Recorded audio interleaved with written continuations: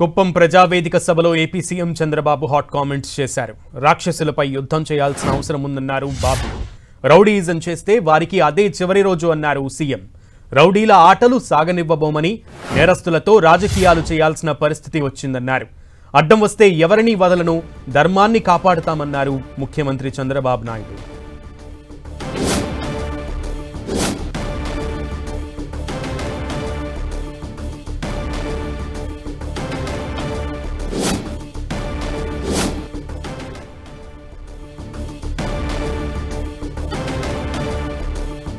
కుప్పం సభలో AP CM Chandrababu కీలక వ్యాఖ్యలు చేశారు. అభివృద్ధిని యజ్ఞంలా చేస్తుంటే రాక్షసుల్లా ప్రతిపక్షాలు వచ్చి అడ్డుపడుతున్నారు అంటూ కూడా విమర్శలు చేశారు. హత్య శవరాజకీయాలు తాను చేయనంటూ సీఎం చంద్రబాబు తెలిపారు. రౌడీల ఆటలు సాగనివ్వమంటూ కూడా హెచ్చరికలు జారీ చేశారు. అడ్డం వస్తే అభివృద్ధికి ఎవరిని వదలమని, ధర్మాన్ని కాపాడుతామని చంద్రబాబు తేల్చి చెప్పారు. 5 సంవత్సరాలు రాష్ట్రాన్ని పూర్తిగా సర్వనాశనం చేశారు. మామూలు కాదు. నేను 4వ ముఖ్యమంత్రి. నేను ఎప్పుడూ మీకు ఈ విషయాలు కుప్పంలో చెప్పలేదు. ఆ రోజు జరిగినటువంటి విధ్వంసం తక్కువ, ఈసారి జరిగిన విధ్వంసం భయంకరం. చాలా భయం వేస్తుంది తలుచుకుంటేనే. 10 లక్షల కోట్ల రూపాయల అప్పులు, వడ్డీ కట్టాలి, అసలు కట్టాలి. అప్పులు తెచ్చుకోవాలంటే వెసులుబాటు లేదు. ఇంకో పక్కన రాష్ట్రంలో అన్ని వ్యవస్థలు పడకేశాయి. వాళ్ళందరినీ సరిచేయాలి. కేంద్రం ఇచ్చిన డబ్బులు వేరే దానికి ఖర్చు పెట్టి దుర్వినియోగం చేసి కేంద్ర నిధులు కూడా తీసుకోలేని పరిస్థితి. అవన్నీ కూడా సరిచేసే పరిస్థితికి వచ్చాం. కుప్పంలో 5 సంవత్సరాలు నేను చూశాను. అందరూ పోకరోళ్లే. సాయంత్రం అయితే ఒక క్వార్టర్ బాటిల్ తాగి ఇష్టానుసారంగా నియోజకవర్గంలో అఘాయిత్యాలు చేశారు.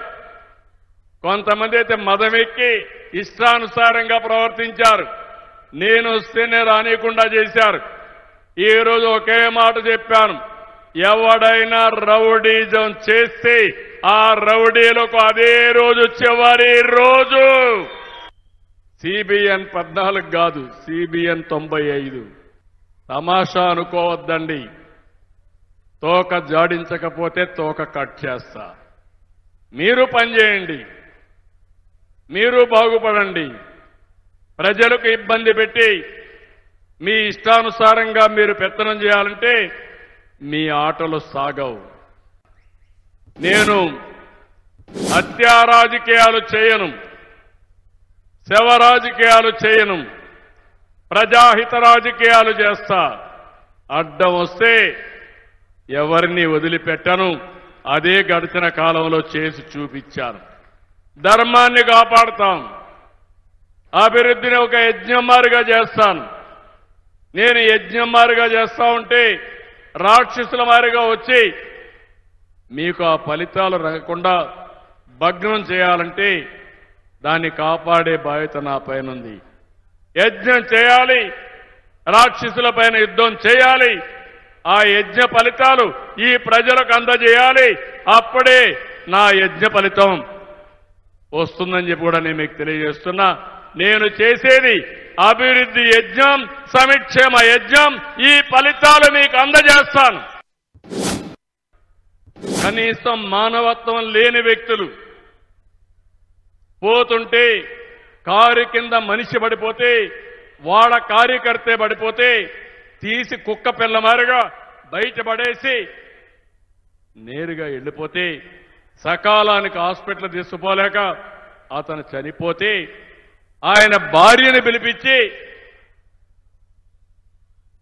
యాజ్ యూజువల్ మేనేజ్ చేసి మా ఆయనకు కారు కింద పడితే ఏమీ కాలేదు, అంబులెన్స్లో తీసుకపోతే ఏదో అయిపోయిందని చెప్పించే పరిస్థితి వచ్చారంటే ఈ నేరస్తుల్ని ఏమనాల తమ్ముళ్ళు అని మిమ్మల్ని అడుగుతున్నా.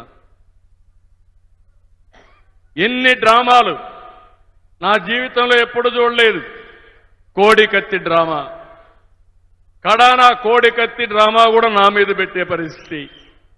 గులకరాయి డ్రామా, ఆ గులకరాయి కూడా నా మీద పెట్టే పరిస్థితి. నేను ఎప్పుడు కూడా ఎవరి జోలుకు పోను. హత్యా రాజకీయాలు నమ్ముకున్న వ్యక్తిని కాను. నేను నేర్చుకున్నది అభివృద్ధి రాజకీయాలు నేర్చుకున్నా, ప్రజలకు చేసే సేవా రాజకీయాలు నేర్చుకున్నా, దానివల్లనే ముందుకు పోతా తప్ప వేరే విధంగా నేను ముందుకు పోను.